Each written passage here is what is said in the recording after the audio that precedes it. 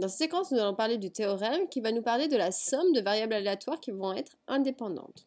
Donc voici le contexte. Attention, c'est comme une recette. Il faut bien avoir tous les ingrédients pour avoir le droit de conclure. Ici, les hypothèses sont, premièrement, j'ai x1, une première loi, qui suit une loi normale de paramètres m1, sigma 1. Et puis nous avons une deuxième loi, x2, qui va suivre une autre loi normale. Donc toutes les deux, ce sont des lois normales de paramètres m2, sigma 2. Troisième condition vitale, c'est qu'il va falloir que les lois soient indépendantes. Et bien dans ces cas-là, lorsqu'on va faire la somme entre ces deux variables aléatoires, elle va suivre également une loi normale, donc de paramètres m, sigma, et donc on va préciser ces deux paramètres.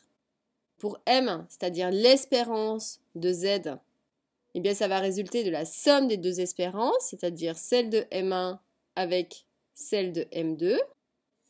Et pour l'écart type de z, alors là, attention, gros panneau danger, ça va être la racine carrée de l'écart type de x1 au carré plus l'écart type de x2 au carré.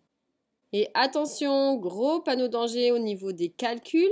Lorsque vous allez calculer racine de sigma 1 au carré plus sigma 2 au carré, ce n'est surtout pas sigma 1 plus sigma 2.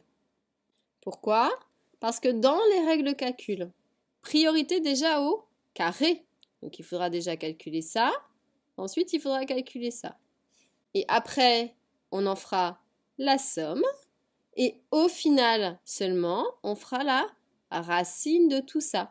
Je n'ai pas le droit de simplifier comme cette fameuse loi que vous croyez être vraie. Faites très très attention à cela.